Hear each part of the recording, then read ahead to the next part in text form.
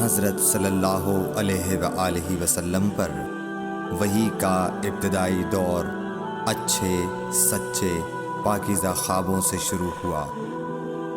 آپ خواب میں جو کچھ دیکھتے وہ صبح کی روشنی کی طرح صحیح اور سچا ثابت ہوتا۔ پھر من جانب قدرت آپ تنہائی پسند ہو گئے اور آپ نے غار حرا میں خلوت نشینی اختیار فرمائی اور کئی دن اور رات وہاں مسلسل عبادت اور یاد الہی و ذکر میں مشغول رہنے لگے۔ جب تک گھر آنے کو دل نہ چاہتا توشہ ہمراہ لیے ہوئے وہاں رہتے۔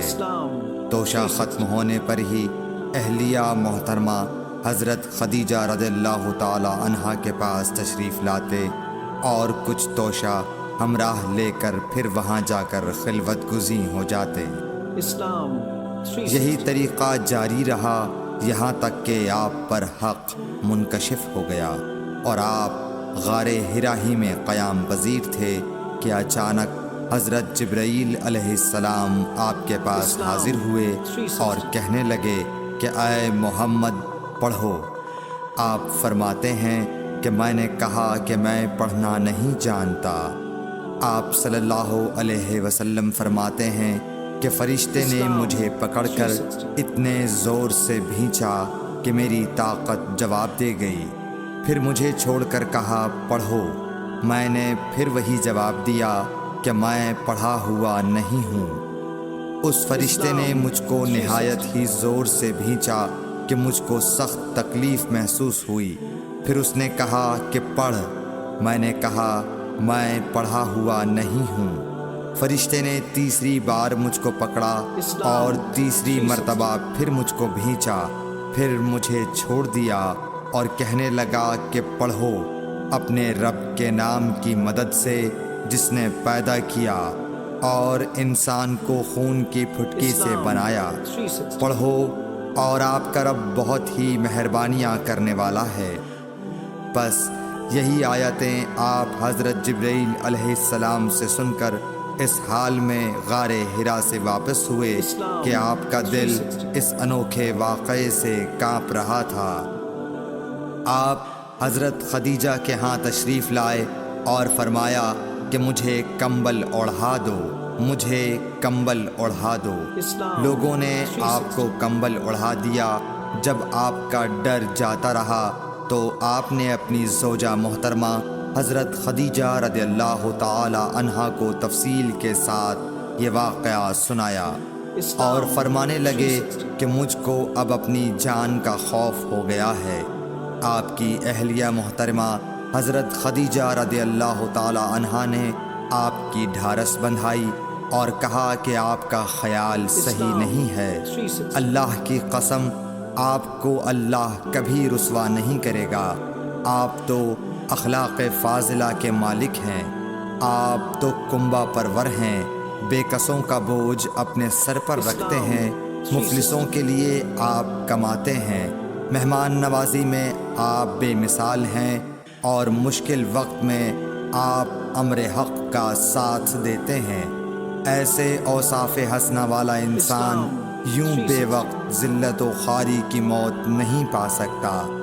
پھر مزید تسلی کے لیے حضرت خدیجہ رضی اللہ تعالی عنہا آپ کو ورقہ بن نوفل کے پاس لے گئیں جو ان کے چچا زاد بھائی تھے اور زمانہ جاہلیت میں نصرانی مذہب اختیار کر چکے تھے اور عبرانی زبان کے کاتب تھے۔ چنانچہ انجیل کو بھی حسب منشائے خداوندی عبرانی زبان میں لکھا کرتے تھے۔ انجیل سریانی زبان میں نازل ہوئی تھی، پھر اس کا ترجمہ عبرانی زبان میں ہوا۔ ورقہ اسی کو لکھتے تھے۔ وہ بہت بوڑھے ہو گئے تھے، یہاں تک کہ ان کی بینائی بھی رخصت ہو چکی تھی۔ حضرت خدیجہ رضی اللہ تعالی عنہا نے ان کے سامنے آپ کے حالات بیان کیے اور کہا کہ اے چچا زاد بھائی، اپنے بھتیجے محمد صلی اللہ علیہ وسلم کی زبانی ذرا ان کی کیفیت سن لیجئے۔ وہ بولے کہ بھتیجے، آپ نے جو کچھ دیکھا ہے اس کی تفصیل سناؤ۔ چنانچہ آپ صلی اللہ علیہ وآلہ وسلم نے از اول تا آخر پورا واقعہ سنایا، جسے سن کر ورقہ بے اختیار ہو کر بول اٹھے کہ یہ تو وہی ناموس معزز رازدان فرشتہ ہے جسے اللہ نے حضرت موسیٰ علیہ السلام پر وحی دے کر بھیجا تھا۔ کاش میں آپ کے اس عہد نبوت کے شروع ہونے پر جواں عمر ہوتا، کاش میں اس وقت تک زندہ رہتا جب کہ آپ کی قوم آپ کو اس شہر سے نکال دے گی۔